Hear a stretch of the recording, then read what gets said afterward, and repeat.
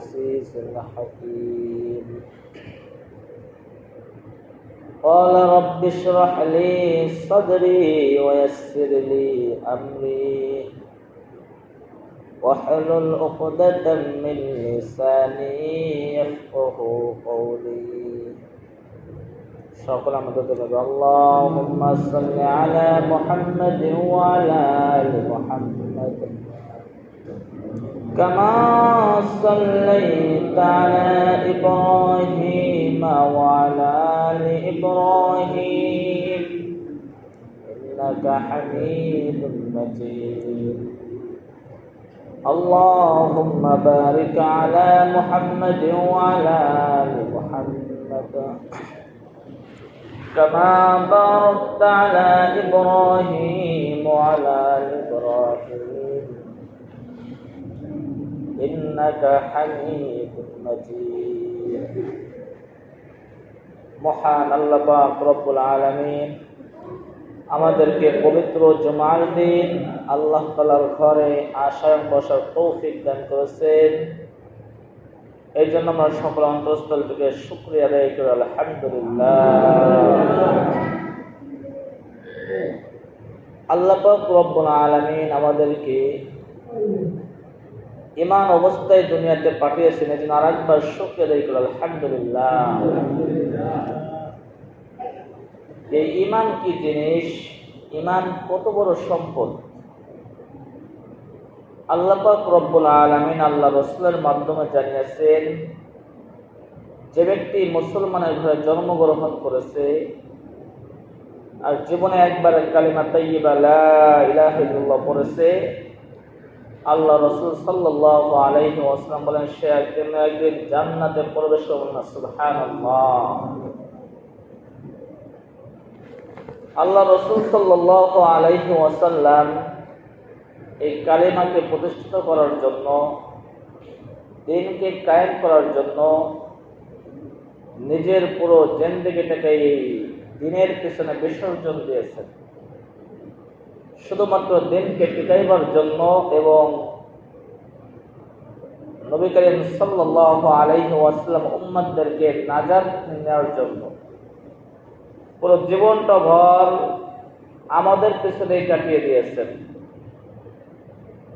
তিনি নিজের কথা চিন্তা করেন নাই, ফ্যামিলির কথা চিন্তা করেন নাই, তিনি শুধু চিন্তা করেছেন আমার উম্মতের কি হবে, আমার উম্মতের কি হবে। রাসূল কারীম সাল্লাল্লাহু আলাইহি ওয়াসাল্লাম যখন নাকি মারা যাবেন তখন উম্মতের কথা স্মরণ করেছেন যে আমার উম্মতের কি হবে। নবী করিম সাল্লাল্লাহু আলাইহি ওয়াসাল্লাম যখন নাকি ইসলামের দাওয়াত দেওয়া শুরু করলেন, তখনকার বেদুইন, নাসারা, ইহুদি, কাফের সর্বদলের লোকজন মুহাম্মদ সাল্লাল্লাহু আলাইহি ওয়াসাল্লামকে ডাকছে, হে মুহাম্মদ, তুমি কি চাও বলো। তুমি যদি রাজ্যের অর্ধেক চাও, আমরা সকলে মিলে তোমাকে রাজ্যের অর্ধেক দিয়ে দেব। তুমি যদি নারী চাও, তোমাকে নারী দেওয়া হবে। তুমি যদি ক্ষমতা চাও, ক্ষমতা দেওয়া হবে। চেয়ার চাও, চেয়ার দেওয়া হবে। কিন্তু এই সমস্ত পরিবর্তে আমাদের সাথে আমাদের একটা দাবি মাত্র মানতে হবে। কয়টা দাবি বলে? সমস্ত কিছু দিয়ে দেয়, শুধুমাত্র একটা দাবি মানতে হবে। কাফের বেদুইন বললেন যে আমাদের একটা কথা হলো, আপনি কালেমার দাওয়াত দেওয়াটা কি বন্ধ করে দেন। বলেন নাউযুবিল্লাহ।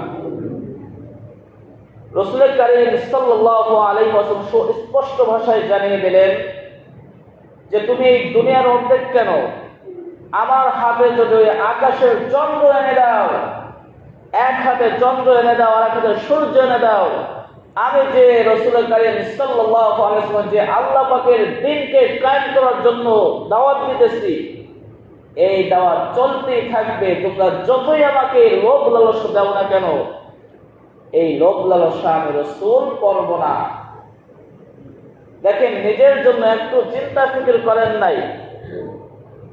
আজ আমি আপনি যদি সেই রাসূল কারীম সাল্লাল্লাহু আলাইহি ওয়াসাল্লামের রেখে যাওয়া সম্পদ, রেখে যাওয়া দিনকে যদি প্রতিষ্ঠিত না করতে পারি, আমার আপনার কারণে যদি দিনের কোনো ক্ষতি হয়, কাল কিয়ামতের ময়দানে আমাকে আপনাকে কাঠগড়ায় দাঁড়াইতে হবে, ঠিক কিনা বলেন? আজ আমার আপনার অবস্থা হইতেছে, আমি সমস্ত কিছু জানি কিন্তু মানতেছি না। আজ আমার একটা কাজের মাধ্যমে যদি দিনের কোনো ক্ষতি হয়ে যায়, রাসূল কারীম সাল্লাল্লাহু আলাইহি ওয়াসাল্লাম বলেছেন, হালাল স্পষ্ট, হারামও স্পষ্ট। যেটা হালাল সেটার ভিতরে কোনো সন্দেহ যায় না, আর যেটার ভিতরে সন্দেহ হয় সেটাই হারামের সাথে সাদৃশ্য। আজ আমি আপনি অনেকেই গান বাদ্যকে হালাল মনে করি, যে এটা হারাম নয়।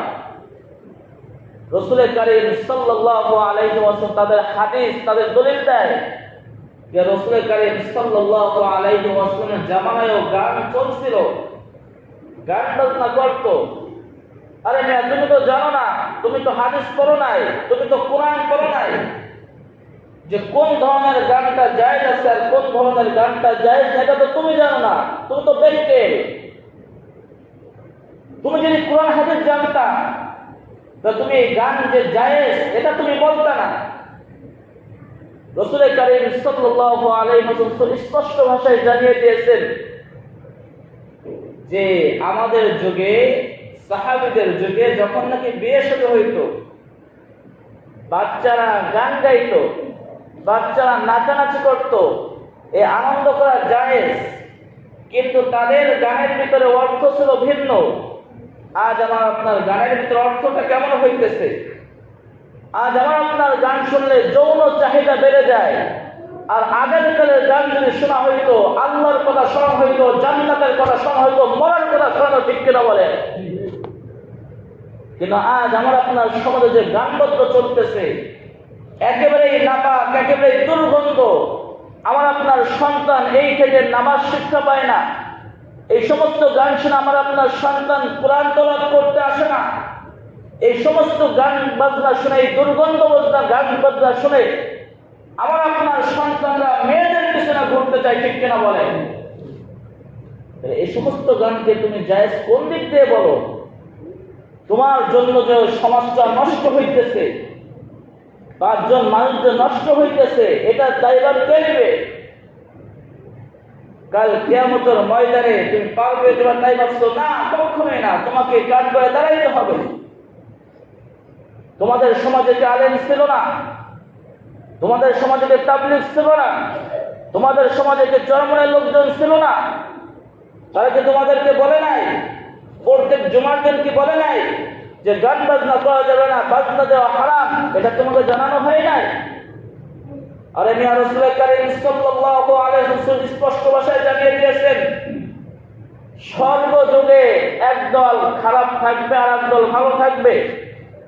রাসূল কারীম সাল্লাল্লাহু আলাইহি ওয়াসাল্লাম সাহাবীদেরকে জানাও, আমার সাহাবারা, তোমাদের কানে যখনই কোনো গানের আওয়াজ আসবে, তোমাদের বেধর্মীরা গান বাজনা করতে পারে, তুমি তো তাদেরকে নিষেধ করতে পারো না, কারণ তোমাদের তো জাতি ভাই না, তারা বেদুইন, নাসারা, কাফের, তাদের জন্য এটা জায়েজ, তারা মরার পরে হিসেব দেবে।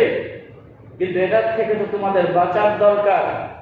রাসূল কারীম সাল্লাল্লাহু আলাইহি ওয়াসাল্লাম বলে দিলেন, ও আমার সাহাবারা, যখনই তোমাদের কানে কোনো গানের আওয়াজ আসবে, বাজনার আওয়াজ আসবে, তোমরা এইভাবে এই যে দুটো শাহাদাত আঙ্গুল, এই দুটো আঙ্গুলকে পুরো কানের ভিতরে দিবা। কিসের ভিতরে দিবা বলো?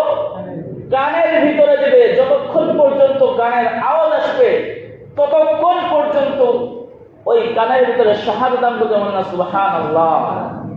এতে ফায়দা কি হবে? রাসূল কারীম সাল্লাল্লাহু আলাইহি ওয়াসাল্লাম বলেন যে গান বাজনা দুনিয়াতে যারা খারাপ কাজ করে, ওটা আমাদেরও করতে মন চায়, কিন্তু এই গান বাজনা নিষেধ করছেন কে বলেন? আল্লাহ তাআলা নিষেধ করছেন। যখন একটা মানুষের ভিতরে গানের আসর পড়ে, সে মুনাফিক হয়ে যায়। কি হয়ে যায় বলেন? মুনাফিক হয়ে যায়। তখন তার দুনিয়ার কোনো কিছুই ভালো লাগে না, দুনিয়ার নামাজ কালাম কিছুই ভালো লাগে না। আরে মিয়া, যদি গান বাজনা করে যদি জান্নাত যে আমরা ইমামতি করে গেলাম, গান বাজনা শুনে জান্নাতের আশা করতাম, ঠিক কিনা বলেন? তাহলে আমি আপনি যেটাকে সহজ মনে করতেছি এতটা সহজ না। আজ আমার আপনার সমাজটা একেবারে নষ্ট হয়ে যাইতেছে। সমাজের মানুষদেরকে জবাবদিহিতা করতে হবে আল্লাহ তাআলার কাছে। কেন সমাজে মাতব্বরা থাকতে এইরকম নষ্টামি শুরু হইতেছে? এ মুসলমান, আমাদেরকে সতর্ক হইতে হবে, ইমানের পথে আনতে হবে। সকলে জেনে খুশি হবেন, যারা মুসলমান তারা সকলে জেনে খুশি হবে যে জঙ্গি মোড় থেকে সামনে একটু আগে লালন শাহ মাজার আছে না, নাম শুনছেন না? এই গান যে 4-5 দিন যে গান হইতো, ওই বিচার গান না কি গান বলা হয়, তো ওটা চেয়ারম্যান সাহেবের আদেশ করে বন্ধ করুন, আলহামদুলিল্লাহ। ওখানে যত প্রকার খারাপই হইতো ওই সমস্ত প্রকার খারাপই বন্ধ হয়ে গেছে। তারা মেনে নিয়েছে। কালকে যে আলোচনা হয়েছে চেয়ারম্যানের সামনে, তাদেরকে এইভাবে বোঝানো হয়েছে আপনার একটা ওয়াজ মাহফিল দেন, আপনাদের যত প্রকার সহযোগিতা লাগে সমস্ত প্রকার সহযোগিতা করতে আমরা রাজি আছি। এই কথা যখন বলা হয়েছে, তারা আমাদের এই কথাটা মেনে নিয়েছে যে আমরা গান বাজনা করবো না, আমাদের যে একদিন মাহফিল হয় সেই মাহফিলটা করবো, বলুন আলহামদুলিল্লাহ। এই সমাজ থেকে এমনি এমনি গান বাজনা কি বন্ধ হয়ে গেল? ওখানে যে ইমাম সাহেব ফরহাদ ভাই, তাকে খুন করার চাইছে, কি করতে চাইছে বলেন? জাআল হক ওয়া যাহাকাল বাতিল ইন্নাল বাতিলা কানা যাহুকা। বাতিল অনেক আওয়াজ করে আসবে, কিন্তু যখন হক দাঁড়িয়ে যাবে তখন বাতিল একেবারে নিস্তব্ধ হয়ে যাবে, আলহামদুলিল্লাহ। কারণ দেখেন, প্রথম যেদিন যাওয়া হয় তখন মানুষ সমাজে অনেক প্রকার হুমকি দেওয়া হয় যে ওকে মারতে কি লাগে, ওকে তো মারতে আমরা একাই যথেষ্ট। কিন্তু পরের দিন যখন চেয়ারম্যানের কাছে যাওয়া হয়েছে তখন সাধারণ মানুষ যাইতে সাহস পায় নাই। আমরা মুসলমানের সন্তান, আমরা যদি গানের পক্ষে দাঁড়াই, কাল কিয়ামতের ময়দানে আমাদেরকে দাঁড় হতে, ঠিক কিনা বলে? আমরা মুসলমান কিসের পক্ষে? ওয়াজের পক্ষে দেবো না গানের পক্ষে থাকবো বলেন? সর্বদাই ওয়াজের পক্ষে থাকতে হবে। আর যদি আমি আপনি যদি ওয়াজ শুনতে যাই, আমার আপনার সন্তান দিনের পথে চলে আসবে, আমার আপনার সন্তান এটাই দেখে শিক্ষা গ্রহণ করবে যে আমার পিতা ওয়াজের ময়দানে গেছে, আমার ওয়াজের ময়দানে যাইতে হবে। আমার পিতা হজ করতে গেছে, আমারও হজ করার নিয়ত করতে হবে। আমার পিতা চরমনার ময়দানে গেছে, আমারও তো চরমনার ময়দানে যাওয়ার নিয়ত করতে হবে। আমার পিতা ইজতেমার ময়দানে গেছে, আমারও তো ইজতেমায় যাওয়ার নিয়ত করতে হবে। আমার আপনার কাছ থেকে শিক্ষা গ্রহণ করবে। আর যদি আমি আপনি ওই গায়ের বাদ্য যন্ত্র স্থানে যাই, আমার আপনার সন্তান এটা দেখে ওখান থেকে শিক্ষা গ্রহণ করবে। আমার পিতা গান শুনতে যাইতেছে, আমারও গান শুনতে যাইতে হবে, ঠিক কিনা বলে? কারণ হলো গায়ে যেদিকে যায় বাসু কি তার পাশে যায়। আপনি মনে করেন না যে গায়ে রেখে বাসু অন্যদিকে যায়। আরে মিয়া, নাতি দাদার থেকে শিক্ষা গ্রহণ করে, পিতার থেকে শিক্ষা গ্রহণ করে। এজন্য যারা পিতা আছেন তারা যদি ভালো হয়ে যান, তারা যদি 5 ওয়াক্ত নামাজ জামাতের সাথে পড়েন, আপনার সন্তান 5 ওয়াক্ত নামাজের আসার চেষ্টা করবেন না, ঠিক কিনা? নামাজ পড়বো তো ইনশাআল্লাহ, গান বাজনা যাওয়া বন্ধ করবো তো ইনশাআল্লাহ। এই দুনিয়ার সমাজের ভিতরে যদি আমরা আপনার সমাজকে যদি ভালো করতে পারি, তাহলে দিন কায়েম একেবারে সহজ হয়ে যাবে। আজ তো মুসলমানের সন্তান ইসলাম যে ক্ষমতা আসলে এটাই চায় না। ইসলাম ক্ষমতা আসলে যে বেদুইনদের জ্বালা পোড়া শুরু হয়ে যায়, মেয়েদের পর্দা করতে হবে, মা বোনদের পর্দা করতে হবে, মা বোনদের নামাজ পড়তে হবে। এই নামাজ পড়তে যে কঠিন হয়ে যাবে, এই জন্য ইসলামিক যে দলগুলো আছে তাদেরকে আমি আপনি পছন্দ করতে পারতেছি না। এমন মুসলমানের সন্তান জন্মগ্রহণ করছে, কলেজ ভার্সিটির মেয়েরা বলে যে জামাত যদি ক্ষমতা আসে, ইসলামিক দল যদি ক্ষমতা আসে, তাহলে আমাদের বোরকা পড়তে হবে। এরা বলে মুসলমানের সন্তান। আরে আমি মুসলমানের সন্তান যখন হয়েছি, দিনকে কায়েম করার জন্য আমার আপনার প্রচেষ্টা করে যেতে হবে। আজ আমি আপনি তো অন্য দলের পিছনে দৌড়াইতেছি শুধুমাত্র দুনিয়ার কিছুটা হাদিয়ে পাওয়ার জন্য না, পরকালের কথা একটু চিন্তা করতে হবে। আর যখনই আপনার এই দুনিয়াতে দিন প্রতিষ্ঠিত হয়ে যাবে, তখন এখানে সুখ থাকবে না। আল্লাহ রাসূল সাল্লাল্লাহু আলাইহি ওয়াসাল্লাম বলে গেছেন, যখন দিন কায়েম হয়ে যাবে, যাকাত দেওয়ার মানুষ পাওয়া যাবে না, সকলেই যাকাত দেওয়ার জন্য ব্যস্ত হয়ে যাবে। আজ তো সরকার থেকে এমন কোন যে অনেক সম্পদের মালিক আছে, 10 পায় 20 পায় সম্পদ আছে, সে যাকাত দিতেছে কিনা এটা কোনো মানুষ এসে বলতে পারে না। যখন ইসলামের দিন কায়েম হবে এই দেশে, তখন প্রত্যেকটা গ্রামে, প্রত্যেকটা জেলায়, প্রত্যেকটা থানায় আপনার এলাকায় করা হবে যে কারা বড় লোক আছে, কারা দাতা, জাকাত কি ঠিক মতো দিতেছে নাকি সুদ খেয়ে শুধু ব্যাংকের টাকা ভরতেছে, এই সমস্ত ধরা হবে। আর এই সমস্ত তো আমি আপনি পছন্দ করতেছি না। তাহলে কি করা দরকার বলেন? দিনে প্রতিষ্ঠা করার চেষ্টা করতে হবে ইনশাআল্লাহ। আল্লাহ তাআলা আমাদের সকলকে এই জমিনে দ্বীন কায়েম করার তৌফিক দান করো। যা সুন্নাত পড়েন চারিদিকে কবুলের জন্য সুন্নাত পড়েন।